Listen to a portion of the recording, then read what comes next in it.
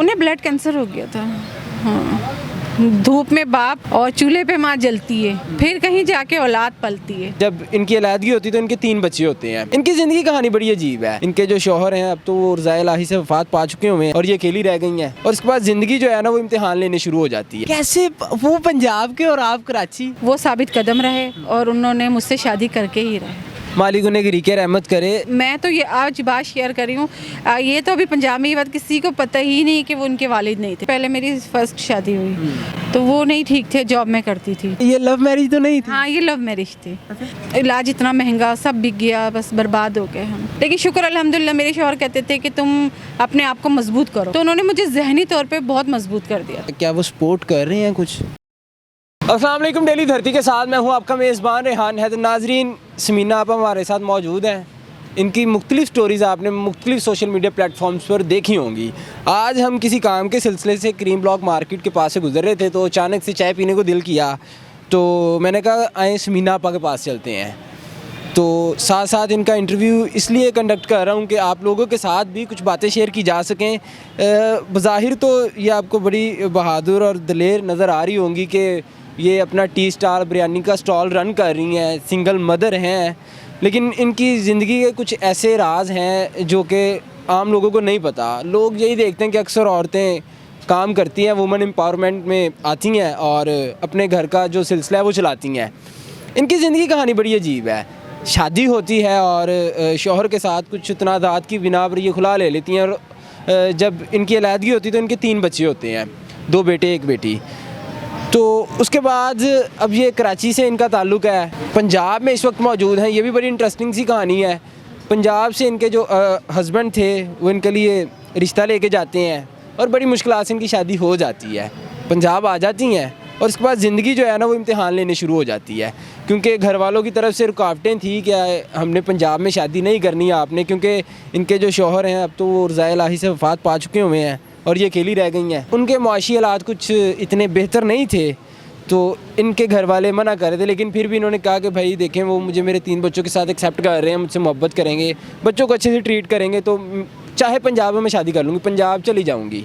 अब इनसे जानते हैं कि ये जो स्टॉल है, हम अक्सर पहले भी यहाँ आते रहते हैं और यहाँ से कुछ खाना शाना खाते हैं, चाय शाय पीते हैं, ताकि इसी बहाने आप ही से मुलाकात भी हो जाए और कुछ गुफ्तगू भी हो जाए। इनसे जानते हैं कि गुज़र बसर कैसा चल रहा है। अस्सलाम वालेकुम। वालेकुम अस्सलाम। आप भी कैसी हैं? ठीक ठाक, शुक्र अल्हम्दुलिल्लाह। मुझे बताइएगा कि आपकी स्टोरी तकरीबन तमाम लोगों ने देख रखी है, लेकिन कुछ ऐसी बातें जो आप हमें ऑफ द कैमरा बताया करती हैं जब भी हम आते हैं, तो वो मैं चाहता हूँ कि नाजरीन भी जाने कि किस तरह से ज़िंदगी ने आपको मुश्किलात में डाला। बस मुश्किलात में तो यही डाला। देखिए, पहले मेरी फर्स्ट शादी हुई तो वो नहीं ठीक थे, जॉब में करती थी। 24 साल मैंने बुटीक्स में यानी कि सिलाई की है, बच्चे छोटे थे, उनको घर छोड़ के जाना। फिर इसी तरह सब ने मुझे मशवरा दिया से डिवोर्स ले लो, मैंने डिवोर्स ले ली। फिर उसके बाद मैं 2 साल बैठी रही, तो फिर ये मेरे मियाँ का रिश्ता आया इनका। तो ये लव मैरिज तो नहीं थी? हाँ, ये लव मैरिज थी। ये मेरे मियाँ ने पसंद किया था। कैसे वो पंजाब के और आप कराची? वो उस ज़माने में ना वीडियो कॉल एक ना करवाई थी, हमारी पड़ोसन थी ना उन्होंने, तो उन्होंने वीडियो कॉल पे हमारी बात, रिश्ते कराने वाली मौसी तो नहीं? नहीं, उन्होंने वीडियो कॉल पे हमारी बात करवाई थी। तो फिर इन्होंने जब वीडियो कॉल पे मुझसे बात की, मुझे देखा तो कहते थे कि सब अब चाहे दुनिया इधर हो जाए चाहे उधर हो जाए, मैंने शादी करनी तो इधर ही करनी। तो फिर इनकी फैमिली में भी रुकावटें थी, मेरी फैमिली में भी रुकावटें थी, लेकिन वो साबित कदम रहे और उन्होंने मुझसे शादी करके ही रहे। मालिक उन्हें गिरी रहमत करे। मुझे बताइएगा, आपके 3 बच्चे थे और वो कुंवारे थे, अभी उनकी शादी नहीं हुई थी, तो उन्होंने किस तरह से ट्रीट किया, सारी चीज़ों को किस तरह से लेके चले वो?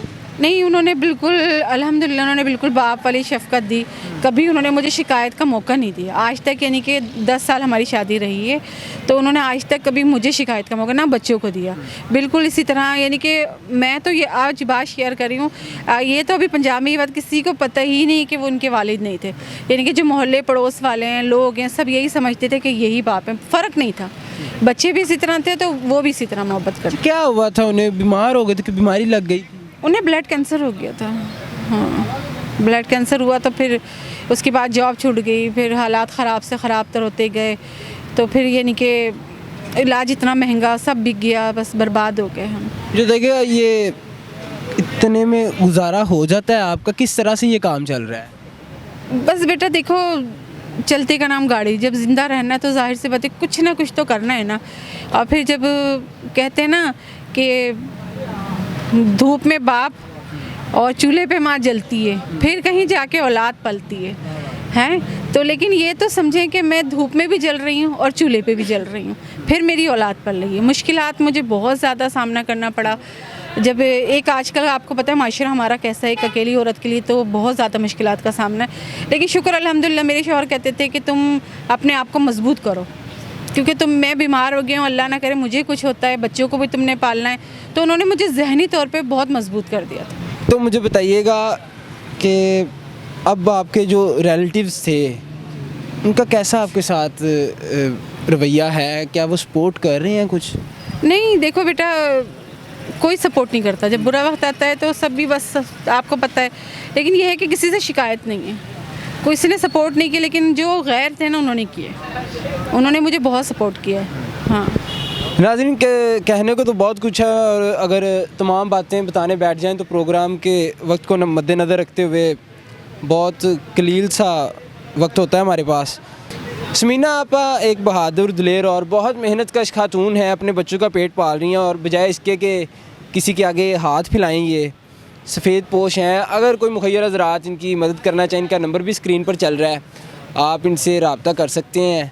और तमाम देखने वाले से गुजारिश है कि जब भी आप इकबाल टाउन क्रीम ब्लॉक के पास से गुज़रें तो बेशक एक चाय का कप इधर से लें, आप इधर आएँ और इनसे कुछ चीज़ें खाएं, इंजॉय करें। और मुझे यकीन है कि आप बार बार आएंगे। इस तरह से इनका रिज़्क़ हलाल का जो ज़रिया है वो भी बढ़ता रहेगा, परवान चढ़ेगा इनका कारोबार भी, और इनका घर भी बेहतर तरीके से चलेगा।